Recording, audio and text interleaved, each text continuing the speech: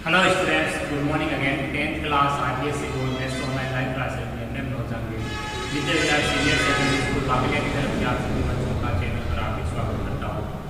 बच्चों, पिछली क्लास में हमने एक्सरसाइज नंबर 3.2 का पहला क्वेश्चन है जिसमें आपको एक बहुपद से दूसरे बहुपद में भाग देके भाग का और शेष को याद करना है। उस टाइप के क्वेश्चन को हमने सोल्व किया। अब हम एक्सरसाइज नंबर 3.2 जो है उसका जो सेकंड क्वेश्चन है उसका पहला क्वेश्चन सोल्व करेंगे आप। क्वेश्चन क्या है, पहले क्वेश्चन समझिए। क्वेश्चन दिया है कि एक बहुपद से दूसरे बहुपद को विभाजित कीजिए या भाग दीजिए। यानी पहले में जो करना है वही करना है। इसमें आगे क्या करना है, जांच कीजिए कि प्रथम बहुपद दूसरे बहुपद का एक गुणनखंड है। फिर आगे जांच करनी है कि आपको कि जो प्रथम बहुपद है वो दूसरे बहुपद का एक गुणनखंड। जब ये कह दे कि एक बहुपद जो है दूसरे का गुणनखंड है तो इसका मतलब सीधा है कि आपको भाग देके शेष पर 0 यहाँ पर सिद्ध करना है। यानी भाग पूरा पूरा जाएगा तो वो आपका बहुपद दूसरे बहुपद का गुणनखंड होगा। भाग पूरा पूरा नहीं जाएगा तो जो बहुपद है वो आपका दूसरे बहुपद का गुणनखंड नहीं होगा। तो देखते हैं पहला क्वेश्चन इसका। gx बराबर आपको दे रखा है इसमें x² + 3x + a और f(x) यहाँ पर दे रखा आपको। ये ध्यान रखिए gx का भाग पक्ष में लगाना है यहाँ पे 3x⁴ + 5x³ - 7x² + 2x + 2। Question को ध्यान से उतार कर दो,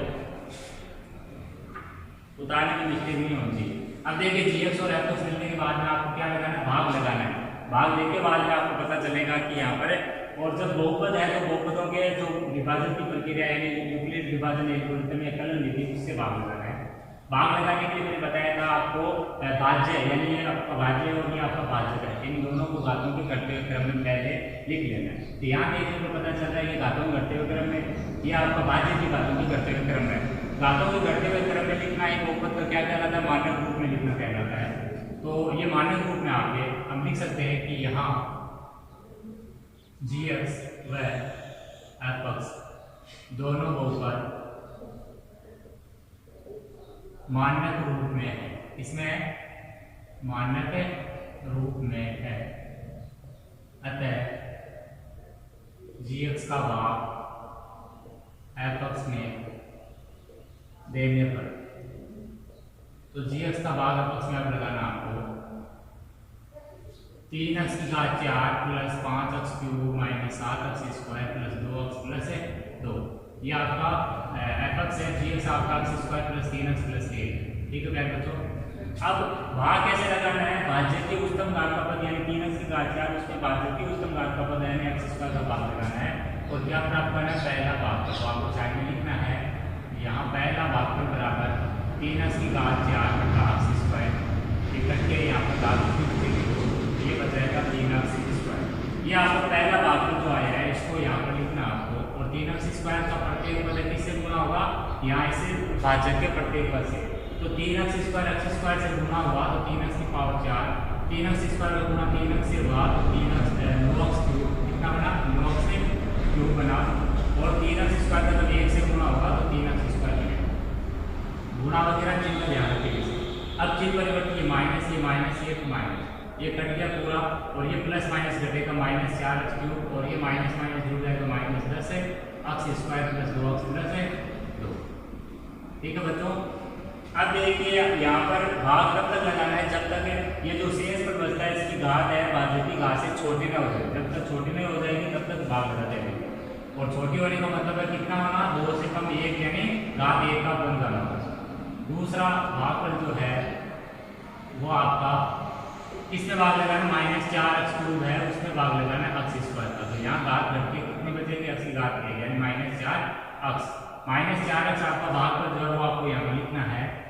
और -4x जो है इसका गुणा यहाँ से होना है तो क्या बनेगा, -4x³।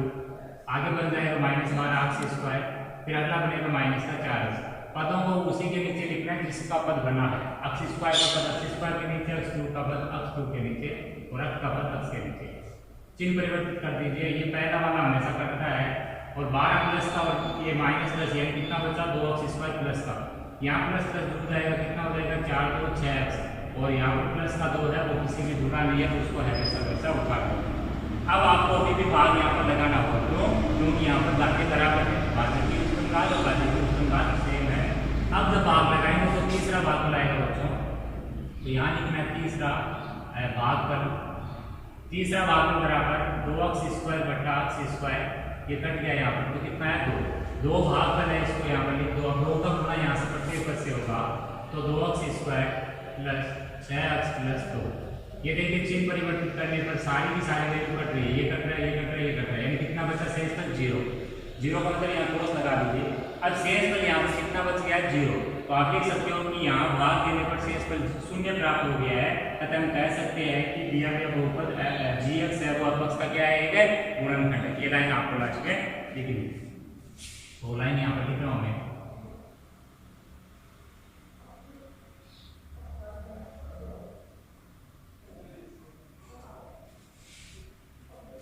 यहाँ शेष तल का मान 0 बन गया है, अतः gx f का क्या है, एक गुणनखंड है। अगर शेष पर 0 बने बच्चों तभी गुणनखंड होगा, शेष पर 0 नहीं बनेगा तो गुणनखंड नहीं होगा, ये ध्यान रखिए। अब हम अगला क्वेश्चन लेते हैं। इस टाइप से आपके दूसरे में जो पूछे हैं कि 3 सवाल है, वो तीनों के तीनों आपको इसी प्रकार से करने हैं। जिसमें शेष पर 0 हो जाएगा उसमें लिख सकते हो आप इसी प्रकार से कि gx f का गुणनखंड है, और जिसमें शेष पर नॉट इक्वल टू 0 होगा उसमें आप लिख सकते हो कि यहाँ शेष का मान 0 नहीं है, अतः gx f का एक गुणनखंड नहीं है।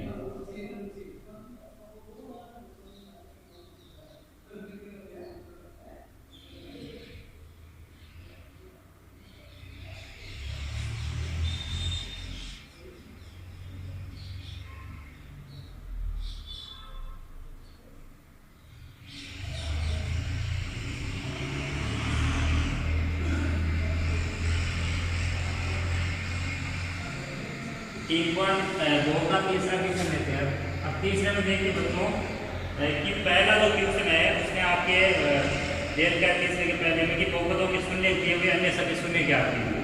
तो इसमें मैंने बताया था जितनी हाईएस्ट घात होती है उतने शून्य होंगे, 4 घात मतलब 4 शून्य। तो देख रहे हैं 2 दे के इसको तो 2 और चाहिए। अब आपको देर का पहले में प्लस माइनस √2 यानी एक शून्य का अक्ष बराबर √2 है, एक अक्ष बराबर -√2।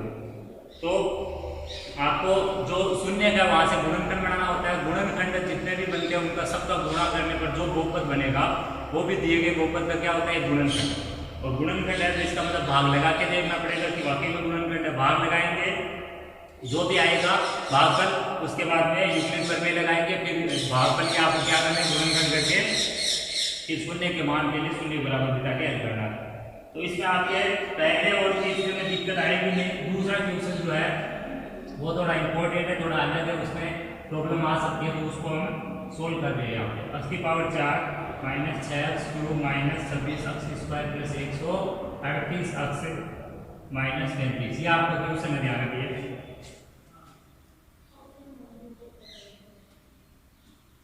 अब इस क्वेश्चन में आपके जो शून्य देर के है वो है 2 + -√3। शून्य जो है बच्चों वो है 2 + -√3। ये एक शून्य नहीं है, दरअसल 2 शून्य है, एक बार प्लस का चिन्ह एक बार माइनस का चिन्ह। लेकिन शून्य टोटल कितने हैं, 4, क्योंकि उत्तम घात का पद कितना है, 4 वाला, यानी 4 शून्य होंगे, 2 पता है, 2 पता करें। तो यहाँ पर इस टाइप की क्वेश्चन हमने हेल्प की है।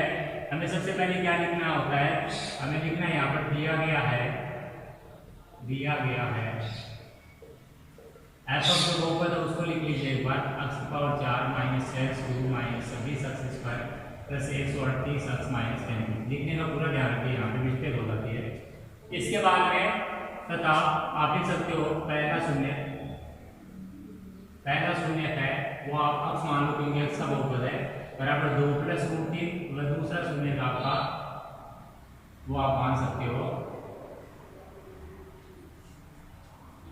x बराबर 2 - √3। 2 शून्य हो गए, एक 2 + √3, एक 2 - √3।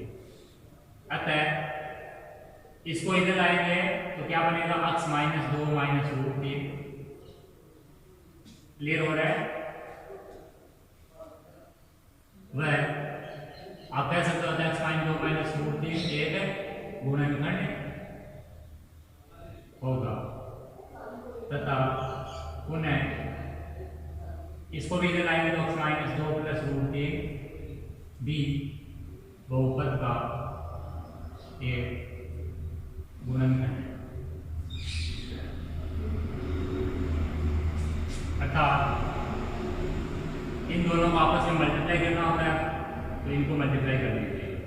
अब बात आती है यहाँ पे कि अब मल्टीप्लाई करें तो कैसे करें, तो यहाँ ध्यान रखिए बच्चों, जब मल्टीप्लाई करना है इस टाइप का, अगर किसी भी बहुपद के जो शून्य है वो आपका अपरिमेय हो, अपरिमेय में इकलौता अपरिमेय जैसे रूट 3 है तो कोई दिक्कत ही नहीं होगी। x बराबर रूट 3 प्लस का, बराबर रूट 3 माइनस का, तो a plus b a minus b का सूत्र लग जाना है, उसमें कोई दिक्कत नहीं।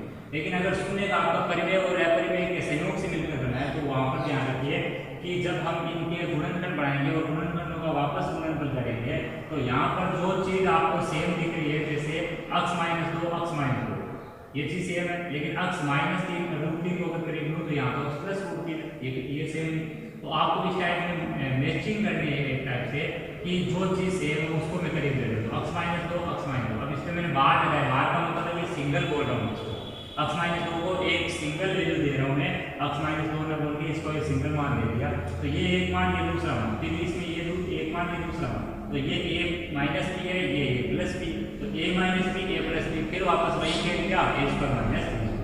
तो अब आप इनको क्या करोगे, a square minus b square सेल करोगे, बराबर लिख सकते हो x माइनस 2 का होल स्क्वायर माइनस रूट 3 का स्क्वायर। अब यहाँ a माइनस बी का होल स्क्वायर लगाओगे, x square minus 4x plus 4 minus root 3 का स्क्वायर कितना होता है बच्चों 3। यहाँ पर हल करने पर x square minus 4x plus 3, 4 minus 3 कितना हो गया 1। तो आपके यहाँ पर गुणा करने पर जो आया x square minus 4x plus 1 वो आपका क्या है, बहुपद जो बना है वो भी आपका दिए गए बहुपद का क्या है गुणनखंड, जो कि दिए गए बहुपद का क्या है बच्चों एक गुणनखंड है। अब ध्यान रखिए, अब ये गुणनखंड हुआ है, गुणा करने के बाद में तो इसी का भाग लगाना होता है। शुरू में जो शून्य से गुणनखंड आते हैं उनसे कोई मतलब नहीं है, उनको तो आप पहले शून्य से गुणनखंड बनाओगे, फिर वो जितने भी है 2 शून्य का तो 2 गुणनखंड, 3 शून्य का तो 3 गुणनखंड, 4 शून्य का तो 4 गुणनखंड, उनको सबको एक साथ मल्टीप्लाई करना है। मल्टीप्लाई करने के बाद में जो भी मान आएगा वो बहुपद होगा जिसका भाग आपको दिए गए बहुपद में लगाना होता है। पॉइंट क्लियर हो गया होगा। तो अब हमें क्या करना है कि एपक्स में जो ये बहुपद बना x square minus 4x plus 1 इसका भाग लगाना है।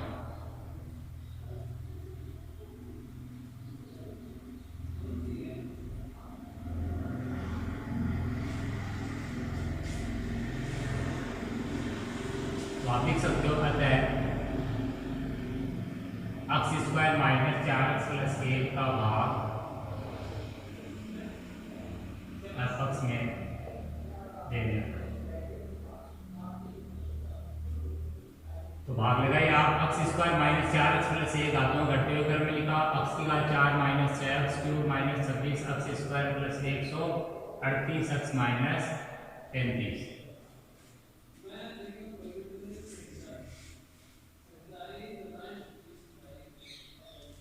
चीजों को समझते हुए चलिए, आसान लगेगी।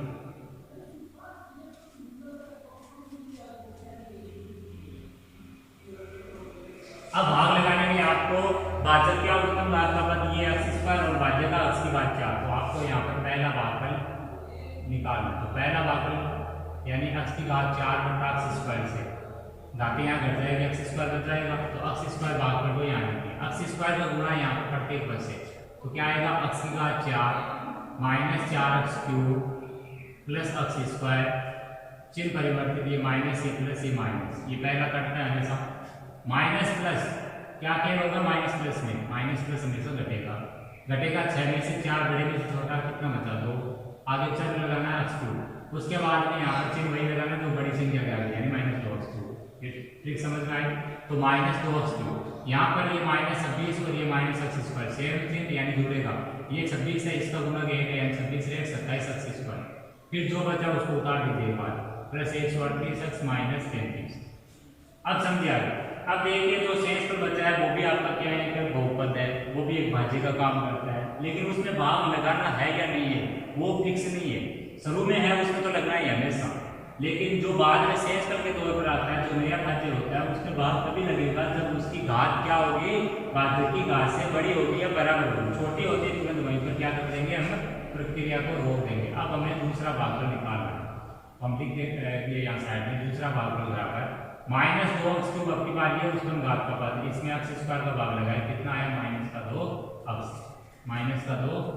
-2x से इसको गुणा करेंगे, -2x³ ये प्लस 8x² -2x, चिन्ह परिवर्तित माइनस, ये प्लस ये माइनस और ये प्लस, ये कट गया, ये आ गया 27 8 कितना -35, -35x² ये हो गया 138 2 140x, ये -35। अब समझे आगे, अभी भी घात यहाँ पर बराबर है, इसका मतलब आपको भाग को लगाना और यहाँ साइड में लिखना है तीसरा भाग को बराबर -33x² में x² का भाग लगाने से कितनी बार गया -33। तो अब आपको यहाँ -33 जो भाग करना है इसको वापस गुणा करना है, तो -33x² ये हो गया माइनस का प्लस का 140x और ये हो गया -35। अब चिन्ह परिवर्तित कीजिए, प्लस ये माइनस ये प्लस, यहाँ ये घटा और यहाँ ये घटा, यानी सारा करके कितना बचा शेष पर बच्चों 0। शेष पर 0 पहले से मालूम था, क्योंकि जब कोई बहुपद के शून्य कुछ पता है, कुछ पता करने तो दिमाग में रखिए कि शेष पर हमेशा ये 0 बचता है, इसका कोई डाउट नहीं होगा। अब हमें क्या करना है, अब हमें जब 0 निकालने भाग से भाग देखे तो आगे हमें क्या करना होता है, अब न्यूक्लियर विभाजन एल्गोरिथम या कलन विधि का सहारा लेना है, यानी उस फॉर्मूले को पहले हमें लिख देना है। क्लियर हो रहा है सारा कुछ? बाकी समझो है यूक्लिड विभाजन प्रमेय से, यूक्लिड विभाजन प्रमेय से आपको क्या लिखना है,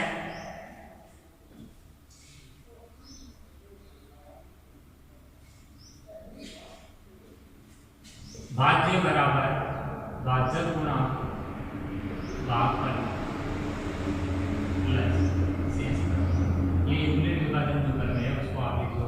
अब इसमें भाज्य कौन सा है, x का 4 - 6x³ -26x² प्लस 138x -33 बराबर कितना,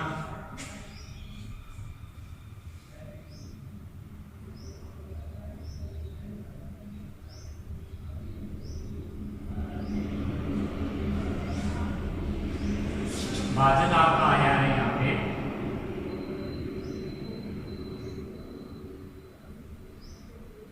भाजक यहाँ पे गुणा करने पर कितना है बच्चों, भाजक हमारा बना था x - 2 -√3 और x - 2 +√3। या तो आपको इसको जो गुणा करने पर जो बना था कितना बना था, x² - 4x प्लस ये x² - 4x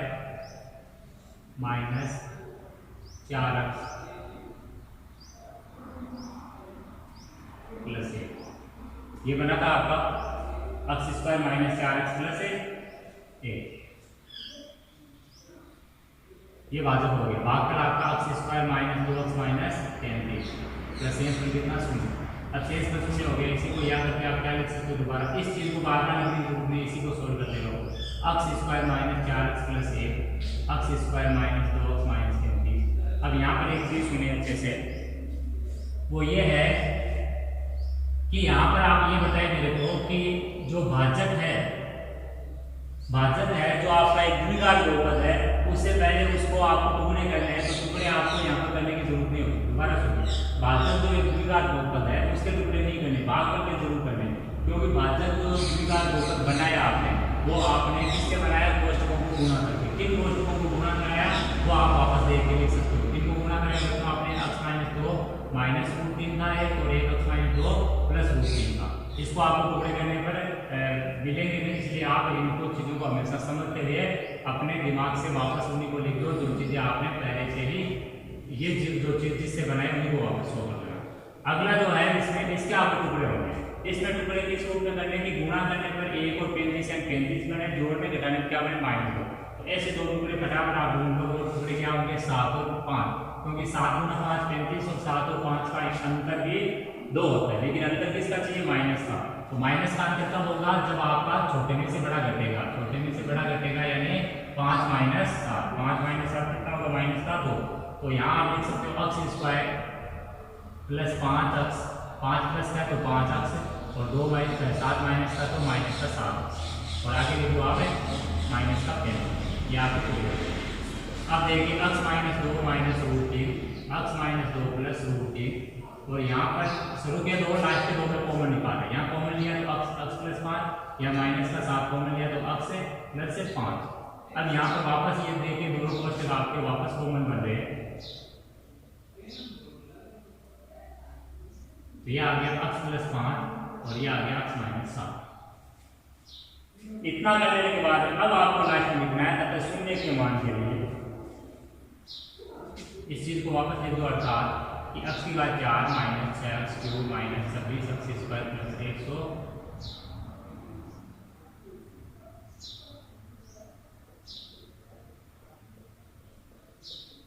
plus 138 x minus 35 बराबर ये लिखिए आपने शून्य के मान के लिए। अब आपको शून्य के मान के लिए क्या करना है, शून्य के मान के लिए एफ एक्स बराबर 0, एफ एक्स बराबर 0 शून्य के मान के लिए किसको 0 बिठाना है, एफ एक्स को, और एफ एक्स आपका जो है वो आपको यहाँ पर लिखा हुआ है। अब हम एफ एक्स को 0 बिठाएंगे तो एफ एक्स से जो गुणनखंड बने हैं उनको 0 बिठाना है। हमारा मकसद ये क्या है, एफ एक्स के जो गुणनखंड करने पर जो मान के तौर पर बने हैं उनको 0 बिठाना है, नहीं कि एफ एक्स जो शुरू में लिख रखा है उसको। समझिए चीज को, एफ एक्स बराबर 0 अर्थात x minus 2 minus root 3, x minus 2 plus root 3, x plus 5 और अक्स माइनस 7। ये बना आपका, इसको किसके बराबर है, 0 के। अब मैंने बताया था कि जितने कोष्टक होते हैं उनको 0 के बराबर है, 4 कोष्टक मतलब 4 बार उनको 0 के बराबर आप लिख सकते हो। तब या तो अक्स माइनस 2 माइनस रूट 3 बराबर 0, या अक्स माइनस 2 प्लस रूट 3 बराबर 0, या अक्स प्लस 5 बराबर 0 और या अक्स माइनस 7 बराबर 0। यहाँ से अक्स बराबर माइनस 5, यहाँ से अक्स बराबर 7, यहाँ से अक्स बराबर 2 उधर जाकर माइनस का, उधर जाकर प्लस का और रूट 3 उधर जाकर माइनस का, 2 कितना बना 2 माइनस रूट 3 और यहाँ से बना अक्स बराबर 2 प्लस रूट 3। तो आपके यहाँ पर चारों शून्य आ चुके हैं कि अक्स बराबर 2 प्लस रूट 3, 2 माइनस रूट 3, अक्स बराबर माइनस 5 और अक्स बराबर 7। तो आपको इसको एक साथ लिख देना है।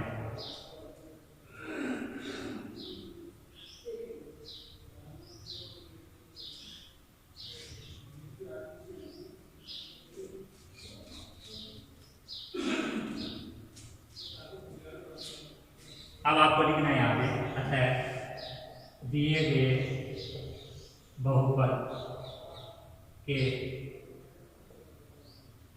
सभी शून्य ये है, कौन से, जो आपने ऊपर निकाले, 2 plus root 3, 2 minus root 3, minus 5, 7। ठीक है मेरे बच्चों, तो इस टाइप से हमें ये बहुपद के कुछ शून्य मालूम है तो बाकी शून्य पता करने होते हैं। बाकी जो दोनों ट्यूशन तीसरे में और बाकी जो दूसरे में ट्यूशन बचे उनको आपको खुद करना है। पहला ट्यूशन आपके हो चुका होगा और प्रैक्टिस इन पे करते रहिए। आज की इस क्लास को यहीं पर विराम देते हैं।